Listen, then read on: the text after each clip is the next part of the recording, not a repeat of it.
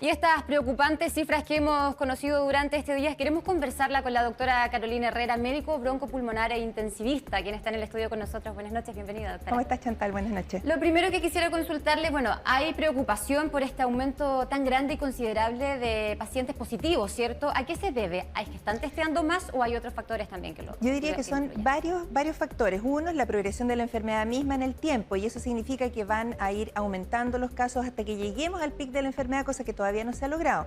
Y la segunda cosa es que cuando tú amplías tu capacidad de testeo, que en este momento entiendo que son cerca de 12.000 test al día, que la meta es cerca de 15.000, vas a necesariamente empezar a pesquisar más casos.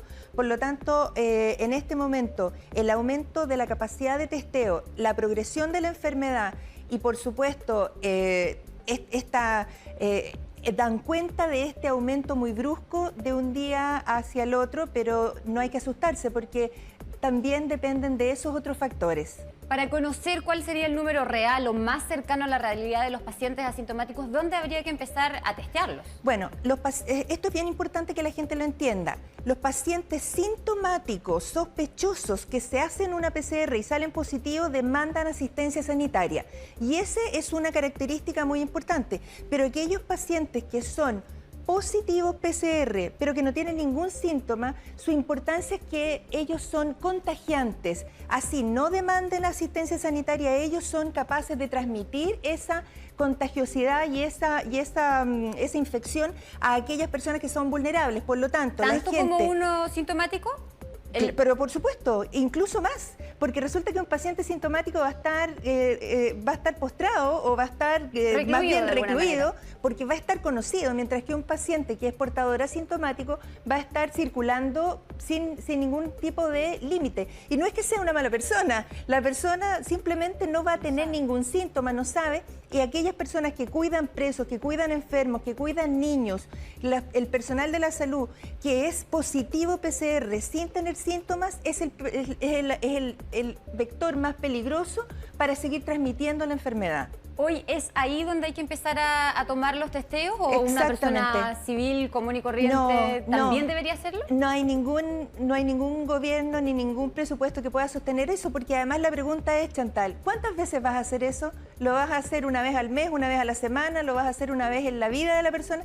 Realmente en este momento lo que tenemos que hacer es proteger a los vulnerables, a la gente que trabaja, por ejemplo, cuidando enfermos, a la gente manipuladora de alimentos. A ellos es a quien hay que hacerle este testeo dirigido. Se hablaba también, y usted lo mencionaba al comienzo, del pic de esta enfermedad. Se creía cuando empezaban los primeros casos en marzo en nuestro país que sería este momento, mayo, comienzos de mayo, justamente cuando íbamos a enfrentar el punto más alto. ¿Es así? ¿Lo estamos viviendo o cuándo? Yo diría que todavía no estamos en el pic, en el sentido de que para que uno pueda decir, ok, llegamos al pic y ahora empezamos a bajar, es que tienen que haber cifras que en algún minuto nos puedan permitir, ¿cierto?, entender que se detuvo la progresión, pero eso todavía no ha pasado. Y yo diría que hay que explicarle a la población, este virus no es que se vaya a ir en algún minuto, este virus llegó para quedarse, y en general, en todas las enfermedades infectocontagiosas, cuando uno tiene una enfermedad, necesita que la gente tenga contacto con esa enfermedad para que se genere la inmunidad. O se vacuna, cosa que aquí no existe porque todavía no existe la vacuna, o toma contacto con el virus, pero el problema es que como es un virus en que nos pilló a todos sin ninguna clase de defensa, entonces puede potencialmente saturar los equipos de salud en asistencia hospitalaria, ¿cierto? Sobre todo si se suma a otras enfermedades respiratorias. ¿Y es posible proyectar hoy, con todo lo que hemos conocido, con estos estudios que se conocen de la Universidad de Singapur, algún momento en el que pudiese ser definitivamente el pic o cuándo? Yo diría que sería aventurado para cualquier persona decir cuándo va a ser el pic. Lo que sí es que tenemos que entender que las otras enfermedades respiratorias, virus sincicial, influenza, vienen en forma absolutamente independiente de la presencia del coronavirus. Entonces, eso es algo que uno tiene que tratar de evitar. Afortunadamente, la población ha entendido, se ha inmunizado para la influenza y eso nos va a defender. Pero respecto al coronavirus mismo, el pic todavía no se puede establecer que haya llegado porque aún no se da esa dinámica poblacional que nos permita afirmar tal cosa. Y por último quisiera preguntarle, cuando hablamos de retomar esta normalidad o una nueva normalidad, se habla que tenemos que hacer cambios, ¿cierto? Y Sí. uno de los que ya hemos hecho es empezar a ocupar mascarilla, Sí. dejar de saludarnos de mano o de beso, pero Ni seguimos siquiera del saludándonos codo. con contacto. Ni siquiera del codo, Chantal, porque en el fondo si uno estornuda en el codo y luego le pones el codo a la otra persona, igual vas a estar contagiando. Entonces tenemos que entender que tenemos que hacer un cambio cultural en esto de no tocarnos, hacer contacto visual probablemente, hacernos más bien un saludo japonés que un saludo a la latinoamericana con abrazo. Podríamos irnos olvidando ya de esa Del- forma de saludar. O sea, yo creo que nos tendremos que ir olvidando de juntarnos, porque veo que hay mucho entusiasmo de la gente. Cuando esto pase, nos vamos a ir a abrazar. No, porque va a seguir circulando el virus. O sea, nosotros tenemos que entender que durante un tiempo largo vamos a tener que restringirnos de las reuniones, probablemente para el 18.